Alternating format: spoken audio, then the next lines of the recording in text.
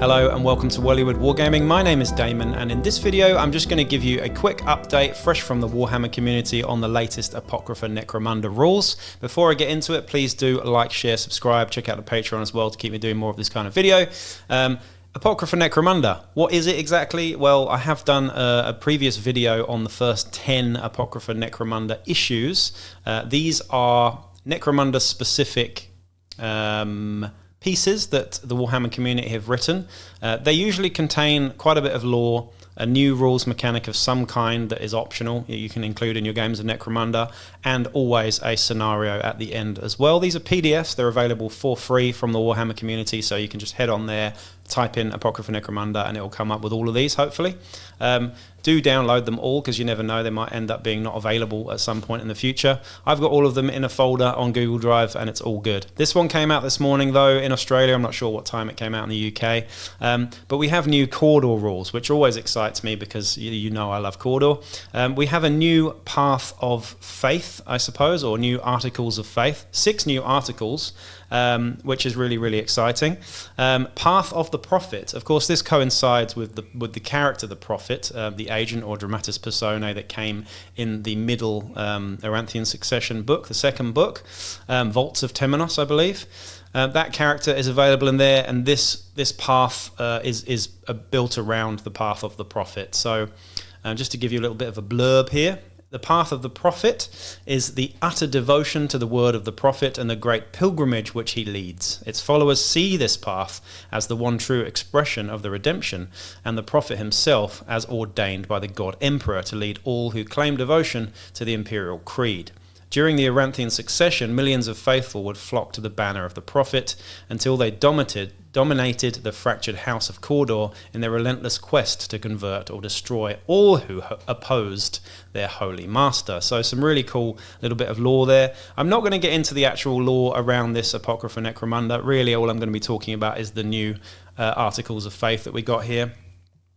Just like many of the other articles, we've got Path of the Doomed, Path of the Fanatic. This one is known as Path of the Prophet, and there are 6 new Articles of Faith in here. So usually these paths have their own sort of special rules, and this one is no different as well. So when generating faith dice in your Cawdor gangs or your redemption gangs, if your crew outnumbers your opponent's crew, only counting fighters currently on the battlefield that are not seriously injured or broken, roll an additional number of d6s equal to the number of fighters your crew outnumbers your opponent's crew by.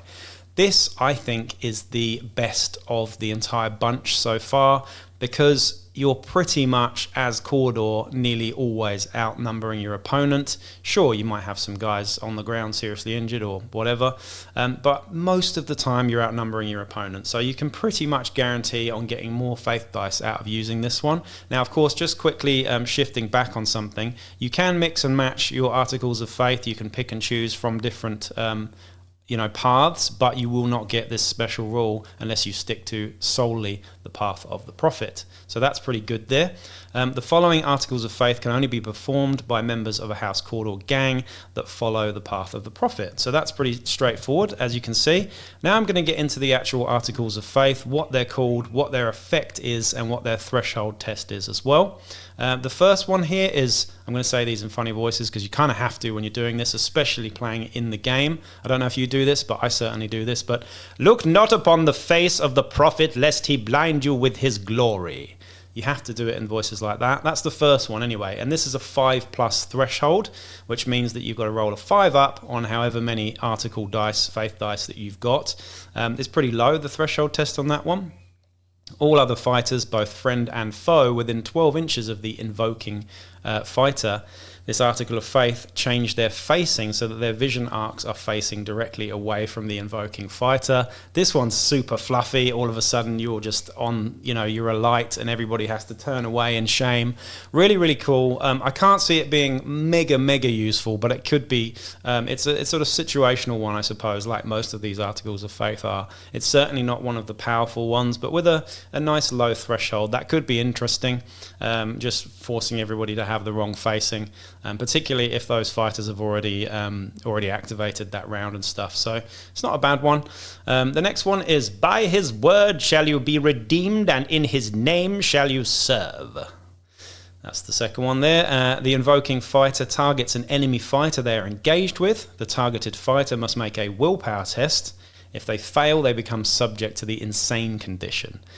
That's an 8+, so it's a medium to harder one to pull off, but with enough dice you should be able to pull this one off. Fantastic, really, really good. I like this one a lot. Again, very situational, but to do this to an Ogryn, an Ogryn leader or someone who's got really potent close combat prowess but has shitty willpower like a Goliath or an Ogryn or whatever, that's pretty dangerous to do. You might even pull it off against the Death Maiden or something, you never know, and get out of get away scot-free from getting slashed up. But an 8+ does make it a bit harder. The insanity condition, if you don't know, is pretty hardcore. 1 in 3 you attack one of your own fighters, 1 in 3 you're broken, and 1 in 3 you get to act normally. So, and you only get to stop being insane on that 1 in 3 that you get to act normally as well if you pass a successful willpower check again. So it's quite hard to avoid being insane once you're insane. Very nasty indeed. So that one could be pretty cool. I quite like it. The next one, number 3, is Look to the Light of the Prophet.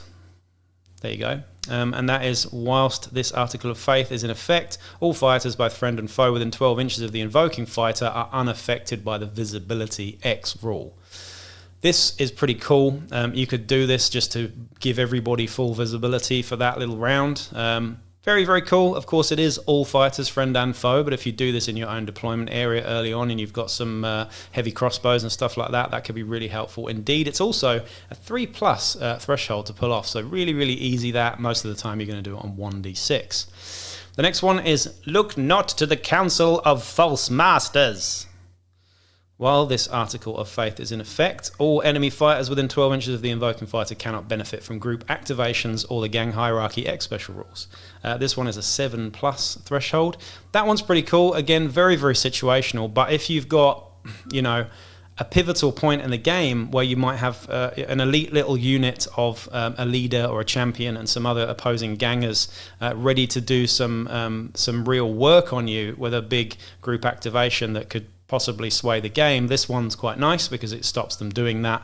Again, it's a 7+, so it's a medium one to do, but it's pretty cool. Again, highly situational, but I can see some real swing in using that one at some time. The next one is Let those who fear, fear not, and those who fear not, no fear.